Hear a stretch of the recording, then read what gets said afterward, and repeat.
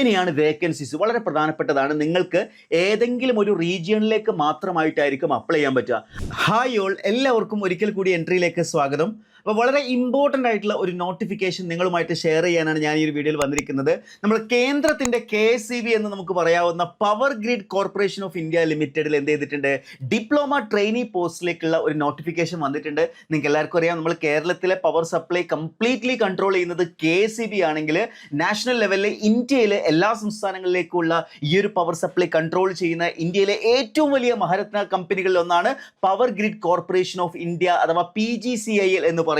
അപ്പോൾ ഈ ഒരു പവർ ഗ്രിഡിൽ ഒരു ജോലി എന്ന് പറയുന്നത് ഇലക്ട്രിക്കൽ കഴിഞ്ഞ് ഏതൊരാളുടെ സ്വപ്നവുമാണ്. അതേപോലെ തന്നെ സിവിലും സർവേ ഡിപ്പാർട്ട്മെന്റിലും ഒക്കെ എന്ത് ചെയ്തിട്ടുണ്ട്, ഇത്തവണ വേക്കൻസീസ് വന്നിട്ടുണ്ട്. അപ്പോൾ power grid corporation of India റിക്രൂട്ട്മെന്റിൽ ഡിപ്ലോമ ട്രെയിനി പോസ്റ്റിലേക്കാണ് ഇത്തവണത്തെ നോട്ടിഫിക്കേഷൻ എന്ന് പറയുന്നത്. അപ്പോൾ ഗംഭീരമായിട്ടുള്ള വേക്കൻസീസുമാണ് വന്നിരിക്കുന്നത്. 630-ലധികം വേക്കൻസീസ് ആണ് ഇത്തവണ വന്നിരിക്കുന്നത്. അതേപോലെ തന്നെ സാലറി നമ്മൾ നോക്കുകയാണെന്നുണ്ടെങ്കിൽ 12.7 ആണ് അപ്രോക്സിമേറ്റ് ആയിട്ടുള്ള CTC എന്ന് പറയുന്നത്. അപ്പോൾ ഇതൊരു ഗംഭീരമായിട്ടുള്ള ഓപ്പർച്യൂണിറ്റിയാണ്. സ്വാഭാവികമായിട്ടും നിങ്ങൾക്ക് അധികം കുറച്ച് സംശയങ്ങൾ ഉണ്ടാവും. അതായത് ഇത് ആർക്കെല്ലാം അപ്ലൈ ചെയ്യാം, BTechകാർക്ക് അപ്ലൈ ചെയ്യാൻ പറ്റുമോ, MTechകാർക്ക് അപ്ലൈ ചെയ്യാൻ പറ്റുമോ എന്നുള്ള രീതിയിലൊക്കെ സംശയങ്ങൾ ഉണ്ടാവും. അതെല്ലാം ഞാൻ ഈ ഒരു വീഡിയോയിലൂടെ ഡിസ്കസ് ചെയ്യുന്നതായിരിക്കും. അതായത് ഈ ഒരു പോസ്റ്റ് എന്ന് പറയുന്നത് ഡിപ്ലോമ ട്രെയിനി എന്ന് പറയുന്ന ഈ ഒരു പോസ്റ്റ്.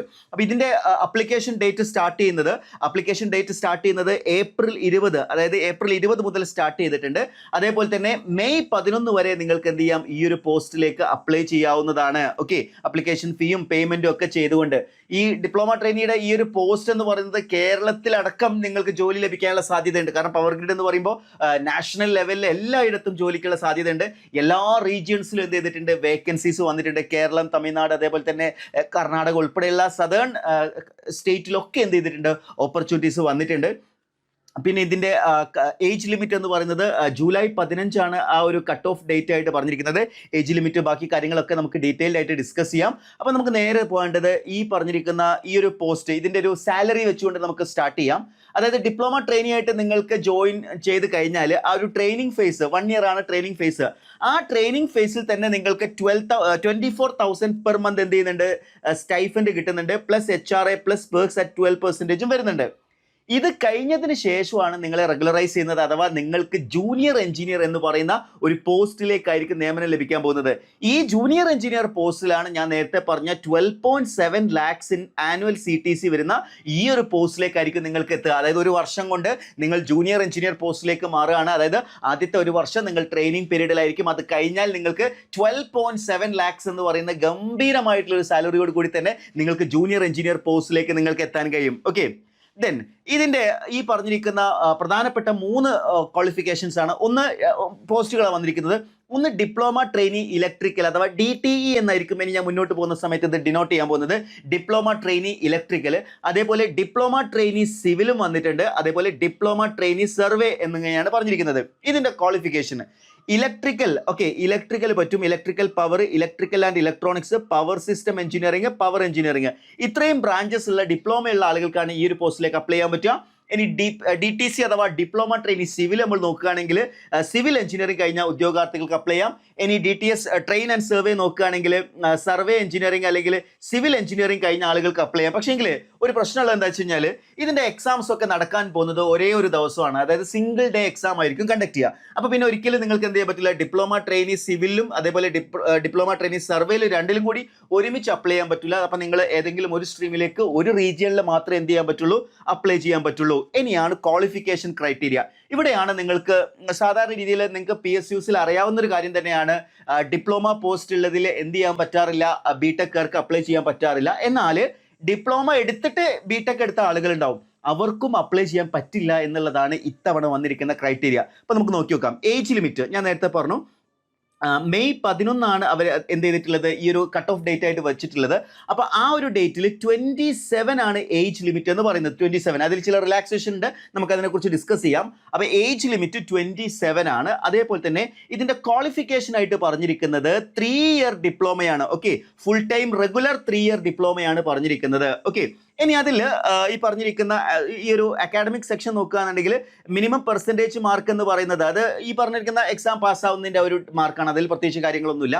ഇനി നിങ്ങൾ അറിഞ്ഞിരിക്കേണ്ടത്, do you hold a higher technical qualification, അഥവാ നിങ്ങൾക്ക് BTechോ അല്ലെങ്കിൽ MTechോ അല്ലെങ്കിൽ MEO വന്നിട്ടുണ്ടെങ്കിൽ with or without diploma not allowed എന്ന് പറഞ്ഞിട്ടുണ്ട്. അതായത് നിങ്ങൾ ഡിപ്ലോമ അതിനേക്കാൾ കൂടുതൽ ക്വാളിഫിക്കേഷൻ ആയിട്ടുള്ള ബിടെക്കോ എംടെക്കോ എംഇഒ ഉണ്ടെങ്കിൽ നിങ്ങൾ ഡിസ്ക്വാളിഫൈഡ് ആണ്, നിങ്ങൾക്ക് ഈ എക്സാമിന് അപ്ലൈ ചെയ്യാൻ പറ്റില്ല. ഓക്കെ, അപ്പോൾ ഡിപ്ലോമ മാത്രമുള്ള എക്സ്ക്ലൂസീവ്ലി ഡിപ്ലോമ കഴിഞ്ഞ് നേരെ ബിടെക്കിലേക്ക് ലെറ്റ് വൈ കയറിയ ആളുകളുണ്ടാവും, അവർക്കും അപ്ലൈ ചെയ്യാൻ പറ്റില്ല.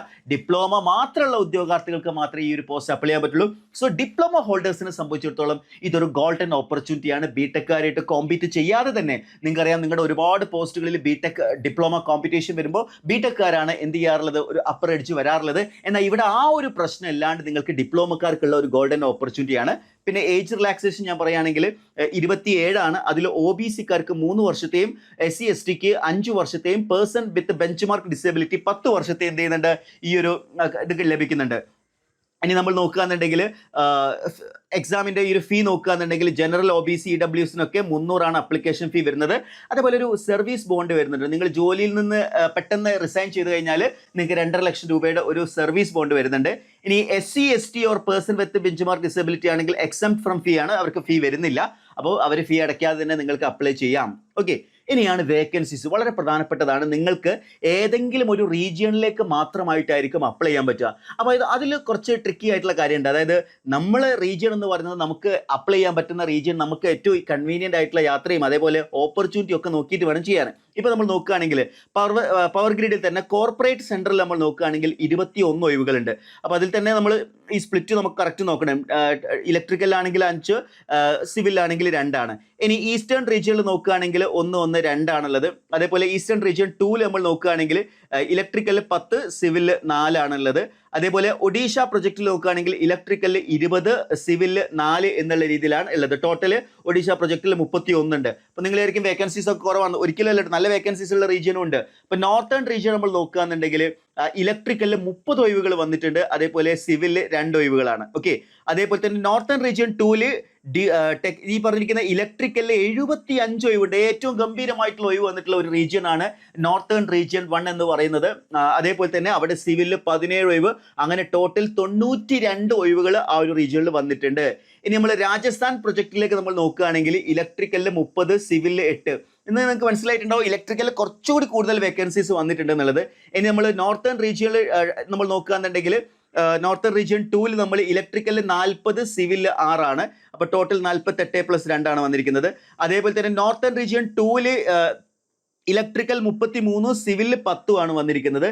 ദെൻ സദേൺ റീജിയൻ ഇത് ഭയങ്കര ഇമ്പോർട്ടൻ്റ് ആയിട്ടുള്ള കാര്യമാണ്. കാരണം ഈ സദേൺ റീജിയൻ ഞാൻ ഈ ഒരു വീഡിയോ ചെയ്യുന്ന സമയത്ത് നിങ്ങൾ മനസ്സിലാക്കേണ്ടത്, സദേൺ റീജിയൻ എന്ന് പറയുന്ന സമയത്ത് നിങ്ങൾ മനസ്സിലാക്കേണ്ടത് കേരളം ഉൾപ്പെടെയാണ്. കേരളം, കർണാടക, തമിഴ്നാട് ഉൾപ്പെടെയുള്ളവയാണ് സദേൺ റീജിയൻ. അതായത് മലയാളികളെ സംബന്ധിച്ചിടത്തോളം പോയി വരാൻ ഏറ്റവും കൺവീനിയൻ്റ് ആയിട്ടുള്ള റീജിയൻ ആണ് സദേൺ റീജിയൻ. അപ്പോൾ ഈ സദേൺ റീജിയൻ 1 നമ്മൾ നോക്കുകയാണെങ്കിൽ 33 ഒഴിവുകൾ ഇലക്ട്രിക്കലും 10 ഒഴിവുകൾ സിവിലും. അപ്പം മലയാളികളായിട്ടുള്ള ആളുകൾ മറ്റൊരു റീജിയനും നോക്കേണ്ട കാര്യമില്ല, സദേൺ റീജിയൻ നോക്കിയാൽ മതി. അതിൽ തന്നെ സദേൺ റീജിയൻ 2 ഉണ്ട്. അതിൽ 51 ഒഴിവുകളാണ് ഇവിടെ വന്നിരിക്കുന്നത്. 51 ഒഴിവുകളാണ് ഇലക്ട്രിക്കൽ വന്നിരിക്കുന്നത്. അതേപോലെ തന്നെ സിവിൽ വന്നിരിക്കുന്നത് 12 ആണ്. അപ്പോൾ അതൊരു ഗംഭീര ഓപ്പർച്യൂണിറ്റി തന്നെയാണ്. അപ്പോൾ സദേൺ റീജിയൻ ആണ് നിങ്ങൾ പ്രിഫർ ചെയ്യുന്നതെങ്കിൽ, കാരണം നിങ്ങൾ കേരളത്തിൽ തന്നെ ജോലി ചെയ്യാനുള്ള ഒരു അവസരം കൂടി നിങ്ങൾക്ക് ലഭിക്കുകയാണ്. കേരളം ഉൾപ്പെടെ കേരള, കർണാടക, തമിഴ്നാട് ഒക്കെ വരുന്നുണ്ട് ഈ ഒരു സദേൺ റീജിയനിൽ. അപ്പോൾ നിങ്ങൾ ഈ ഒരു റീജിയൻ സെലക്ട് ചെയ്യുമ്പോൾ വളരെ കെയർഫുൾ ആയിട്ട് ചെയ്യേണ്ടതായിട്ടുണ്ട്. കാരണം എന്താണെന്ന് വെച്ച് കഴിഞ്ഞാൽ ഈ പറഞ്ഞിരിക്കുന്ന ആ ഒരു റീജിയനിലേക്ക് മാത്രമേ നമ്മൾ പരിഗണിക്കുള്ളൂ. അതായത് നമ്മൾ റെയിൽവേയിൽ നമ്മൾ കാണാറുണ്ട് വിവിധ RRB സോണുകൾ നമ്മൾ സെലക്ട് ചെയ്യാറുണ്ട് അല്ലേ. അപ്പോൾ അതേപോലെ തന്നെ ഇവിടെ നിങ്ങൾ ഒരു സോണ് മാത്രമാണ് നിങ്ങൾക്ക് സെലക്ട് ചെയ്യാൻ പറ്റുന്നുണ്ടാവുക. മാത്രമല്ല സ്ട്രീം സെലക്ട് ചെയ്യുമ്പോൾ നിങ്ങൾ എന്ത് ചെയ്യണം, ഒറ്റ സ്ട്രീമിലേക്ക് തന്നെ സെലക്ട് ചെയ്യാൻ വേണ്ടി ശ്രമിക്കണം. ഓക്കെ, ദെൻ വെസ്റ്റേൺ റീജിയൻ നോക്കുകയാണെങ്കിൽ ഇലക്ട്രിക്കലിൽ 54, സിവിലിൽ 9 വന്നിട്ടുണ്ട്.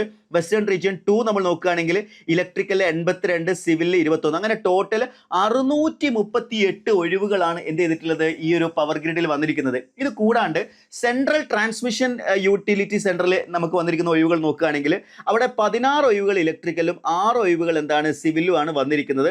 അവിടെ 30 വന്നിട്ടുണ്ട്. അപ്പോൾ ആസ് എ ടോട്ടൽ 630 + 30 ഏതാണ്ട് 660ഓളം ഒഴിവുകൾ വന്നിട്ടുണ്ട് കേട്ടോ. പിന്നെ ഇതിലെ എല്ലാ പോസ്റ്റും ഞാനിവിടെ നിങ്ങൾക്ക് ഇവിടെ കാണാൻ പറ്റുന്നുണ്ട്. JOT, HR, DTS എന്നൊക്കെ പറഞ്ഞിട്ടുള്ളത്. അത് ആക്ച്വലി നമുക്ക് ഈ ഒരു ടെക്നിക്കൽ ബ്രാഞ്ചസിലുള്ള ആളുകൾക്ക് അപ്ലൈ ചെയ്യാൻ പറ്റുന്ന പോസ്റ്റുകൾ അല്ലാത്തത് കൊണ്ടാണ്. അതായത് ഫിനാൻസും HR ഒക്കെ ഉണ്ട്. അതൊന്നും ഞാൻ എന്ത് ചെയ്യുന്നില്ല, ഇവിടെ സ്പെസിഫൈ ചെയ്യുന്നില്ല. സോ നല്ലൊരു ഓപ്പർച്യൂണിറ്റിയാണ്. സദേൺ റീജിയനിൽ തന്നെ നമ്മൾ കേന്ദ്രത്തിൻ്റെ KSEB എന്ന് പറയാവുന്ന പവർ ഗ്രിഡിൽ നിങ്ങൾക്ക് വർക്ക് ചെയ്യാനുള്ള ഒരു ഓപ്പർച്യൂണിറ്റിയാണ് നിങ്ങൾക്ക് ലഭിക്കുന്നത്. അപ്പോൾ ഇതൊരു സിംഗിൾ ഡേ എക്സാം ആണ്. ഓക്കെ, ഒറ്റ ദിവസമാണ് ഈ എക്സാം നടക്കുക. അതുകൊണ്ട് നമുക്ക് പല റീജിയണിലേക്കോ പല ആപ്ലിക്കേഷൻസ് ഒന്നും കൊടുത്തിട്ട് കാര്യമില്ല. അതേപോലെ എനി വൺ റീജിയൻ ഓൺലി, ഏതെങ്കിലും ഒരു റീജിയണിൽ മാത്രമാണ്. അപ്പോൾ നിങ്ങൾ എന്ത് ചെയ്യണം, വളരെ സ്ട്രാറ്റജിക് ആയിട്ടുള്ള ഒരു ടേക്ക് അവേ എന്ന് പറയുന്നത്, നിങ്ങൾ ബ്ലൈൻഡ് ആയിട്ട് അപ്ലൈ ചെയ്യരുത്. അപ്ലൈ ചെയ്യുന്ന സമയത്ത് നിങ്ങൾക്ക് ഏറ്റവും കൺവീനിയൻ്റ് ആയിട്ടുള്ള, അതായത് നിങ്ങൾ നോക്കേണ്ടത് വേക്കൻസിയാണ്, അതേപോലെ തന്നെ നിങ്ങൾക്ക് കൺവീനിയൻ്റ് ആയിട്ട് യാത്ര ചെയ്യാനുള്ള സൗകര്യമാണ്. ഇതെല്ലാം നോക്കിയിട്ട് നിങ്ങൾ എന്ത് ചെയ്യണം, ഒരു സോൺ നിങ്ങൾ സെലക്ട് ചെയ്യണം. ഓക്കെ, ദെൻ ഇതിൻ്റെ ഒരു സെലക്ഷൻ പ്രോസസ്സ് നമ്മളിലേക്ക് നോക്കുകയാണെന്നുണ്ടെങ്കിൽ, ഇതിൻ്റെ ഒരു സെലക്ഷൻ പ്രോസസ്സിലേക്ക് നോക്കുകയാണെന്നുണ്ടെങ്കിൽ ടെക്നിക്കൽ നോളേജ് പാർട്ട് 1 അതാണ് 120 ക്വസ്റ്റ്യൻ. അതായത് മെജോറിറ്റി നമ്മൾ ഈ സിലബസിൻ്റെ 120 ക്വസ്റ്റ്യൻസും എന്തായിരിക്കും വരുന്നുണ്ടാവുക, ടെക്നിക്കൽ നോളേജ് ആണ്. അതായത് ഇലക്ട്രിക്കൽ ആണെങ്കിൽ ഇലക്ട്രിക്കൽ, സിവിൽ ആണെങ്കിൽ സിവിൽ, സർവേ ആണെങ്കിൽ സർവേ, ആ രീതിയിൽ. അതേപോലെ തന്നെ 100% കമ്പ്യൂട്ടർ ബേസ്ഡ് ടെസ്റ്റിൽ ആപ്റ്റിറ്റ്യൂഡ് ടെസ്റ്റ് ആയിരിക്കും പിന്നീട് 50 ചോദ്യങ്ങൾ വരുന്നുണ്ടാവുക. അതിൽ തന്നെ English, reasoning, quantitative data interpretation, general awareness ഒക്കെ അവിടെ വരുന്നുണ്ട്. 50 ചോദ്യങ്ങൾ അവിടെയും വരുന്നുണ്ട്.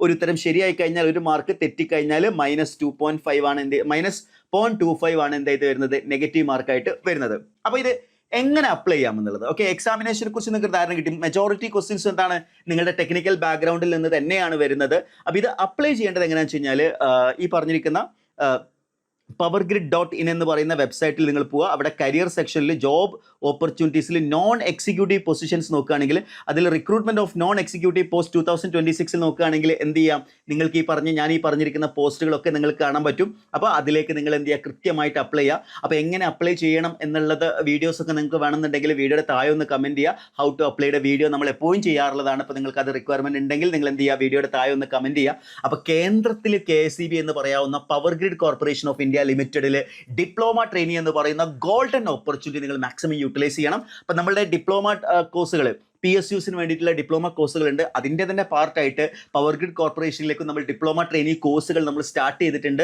അപ്പോൾ ഈ ഒരു ബാച്ചസിൽ ജോയിൻ ചെയ്യുന്നതിന് വേണ്ടി എത്രയും പെട്ടെന്ന് താഴെ കൊടുത്തിരിക്കുന്ന ഗൂഗിൾ ഫോം ഫില്ല് ചെയ്യുക. ഇതൊരു ഗോൾഡൻ ഓപ്പർച്യൂണിറ്റി തന്നെയാണ്. ഒരു ഡിപ്ലോമ ഹോൾഡർക്ക് 12 ലക്ഷത്തിലധികം എന്ന് വെച്ചാൽ മന്ത്ലി 1 lakh എബോവ് സാലറി ലഭിക്കുന്ന ഈ ഒരു പോസ്റ്റ് എന്ന് പറയുന്നത് നിങ്ങളുടെ ലൈഫിലെ ഏറ്റവും മികച്ച ഓപ്പർച്യൂണിറ്റിയാണ്. മാത്രമല്ല ബിടെക്കാർ നിങ്ങൾക്ക് ഇവിടെ കോമ്പീറ്റ് ചെയ്യാൻ വരുന്നില്ല എന്നുള്ളത് കൊണ്ട് തന്നെ നിങ്ങൾക്കിടയിൽ മാത്രമാണ് കോമ്പറ്റീഷൻ വരാൻ പോകുന്നത്. കൃത്യമായിട്ടുള്ള സ്ട്രാറ്റജിക് ആയിട്ടുള്ള ഒരു പ്രിപ്പറേഷൻ ഉണ്ടെങ്കിൽ നിങ്ങൾക്കൊരു പക്ഷേ ഒരു ഗോൾഡൻ ചാൻസ് തന്നെയാണ് ഈ ഒരു പോസ്റ്റ് എന്ന് പറയുന്നത്. അപ്പോൾ ഇതിനെക്കുറിച്ച് കൂടുതൽ അറിയാനും എൻട്രിയുടെ ഈ ഒരു പവർ ഗ്രിഡ് കോർപ്പറേഷൻ ബാച്ചസിൽ ജോയിൻ ചെയ്യാൻ വേണ്ടി താഴെ കൊടുത്തിരിക്കുന്ന ഗൂഗിൾ ഫോം ഫില്ല് ചെയ്യുക. Wish you all the best.